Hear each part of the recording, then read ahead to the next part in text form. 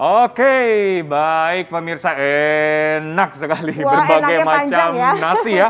Nasi kuning, nasi goreng, nasi uduk, nasi apa tadi? Kebuli. Kebuli. Nah, ternyata kita akan bedah nih, Intan, satu persatu berapa sih kalori dan nilai gizi dari masing-masing nasi ini. Nah, tapi Intan bukan saya yang bedah karena ada dokter ini. Oh, bukan dokter Intan juga ya? Bukan Ada dokter Intan. Ada dokter Ida, spesialis gizi klinik, dokter. Apa kabar, Halo dokter? dokter, selamat Selamat pagi, pagi, dokter. kabar baik, sehat Sudah selalu. sarapan dokter? Sudah pastinya. Sudah ya, bukan nasi harus. uduk? Tadi pagi Nasi apa, bukan. Dok? Oh. Tadi pagi sarapannya nasi merah. Nah, ada nasi merah dengan sayur brokoli dan ikan. Wah, Oke, kalau itu mungkin agak, tapi lebih sehat kayaknya, Dok ya. lebih sehat, itu lebih sehat. Nah, dokter, kalau ada di Ya. depan kita nih ada berbagai macam nasi ya, Intan. Iya. Apa tuh nasi? Ada nasi kuning nih dok, ada nasi kebuli nih, pemirsa Iya. juga ada nasi uduk. Wah, ini Wow. favoritnya pemirsa di rumah nih. Oh, ini Semua nasi nasi kebuli ya? enak-enak. Iya. Iya, ini nasi Oke, kebuli oke, dokter. oke. Nah dokter, ini kan kita bakal ngebedah nih dok, berapa banyak kalorinya. Tapi ada fakta dan mitos dulu nih dok Iya. yang pertama. Betul. Bahwa kebutuhan kalori setiap orang beda-beda. Ini fakta atau mitos dokter? Ya ini fakta. Fakta dok. Nah, aneh kan kok bisa beda, padahal mungkin tingginya sama ya, umurnya sama, aktivitasnya sama kok beda. Jadi kalau menghitung kebutuhan kalori itu tergantung dari berat badan. Oke. Berat badan, beratnya. tinggi badan, Tinggi badan. kemudian usia, Oke. aktivitas, kemudian bagaimana kondisi kesehatan atau kondisi metaboliknya pada saat itu. Ya.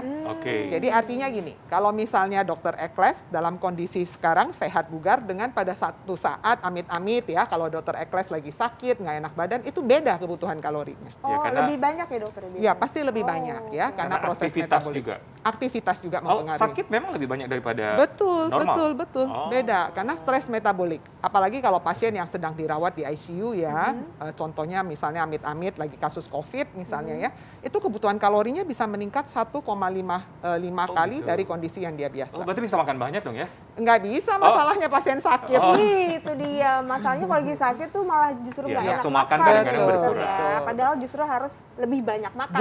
Tubuhnya membutuhkan lebih banyak, tapi selera makannya tertekan. Karena Iya. salah satunya efek dari proses inflamasi yang terjadi. Setuju. Berarti ada hitung-hitungannya, Ada dokter ya? hitung-hitungannya khusus.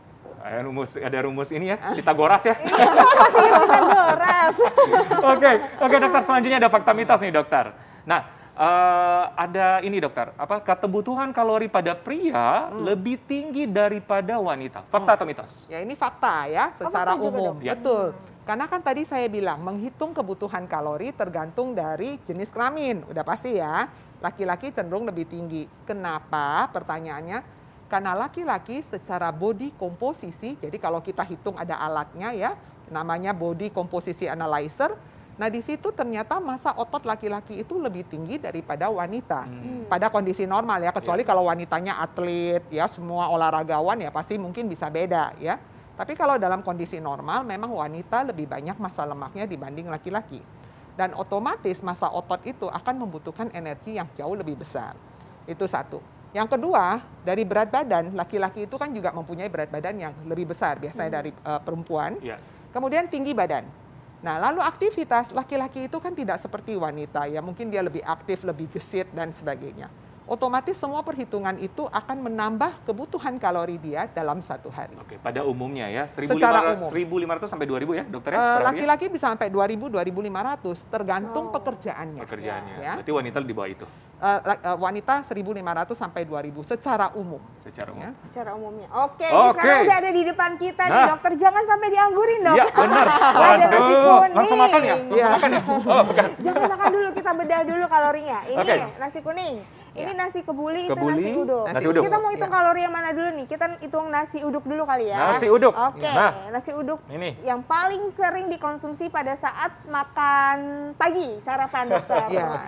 Ini berapa dokter? Kalori Ini kita paling- coba yuk kita bedah. Ini paling merakyat ini sebenarnya, paling Oke. mudah didapat ya. Kita hitung sama-sama. Ya. Ya. Satu porsi nasi kuning ya, nasi Nasi uduk. uduk. Nasinya saja itu mengandung sekitar 250 kalori. 250 kalori. Nah, nasinya Oke. doang loh ini ya, Nasi belum doang. dikasih embel-embel ya. Pertanyaannya kenapa dia bisa lebih tinggi? Padahal nasi putih saja itu cuma 175. Iya. Karena bikinnya kan pakai santan. Oh. Nah, santan itu ada penambahan kalori kalau mereka menggunakan santan kental sehingga lebih gurih itu kalorinya bisa nambah kira-kira 75. Oh. Ya, tapi kalau dia pakai santan encer kita bisa nambah 50. Nah, Hmm. biasanya kalau nasi uduk yang enak, yang gurih, yang Iya. aduh mantap banget, nah itu kira-kira 75. Oke. Artinya 175 tambah 75 udah 250 kalori itu nasinya saja. Baru nasi ya dokter ya. Ya, kemudian Terus, ini nah, kita dokter, lihat. nanti kita bedah lagi dokter. Oh, beda lagi. Iya, kita bedah lagi pemirsa, tapi sesaat lagi. Ini baru nasinya aja. Baru nasi ya, 250. dokter. Ini ingat, baru nasi. Nanti kita bedah lagi dengan lauk yang lain. Sesaat lagi tetap di Hidup sehat.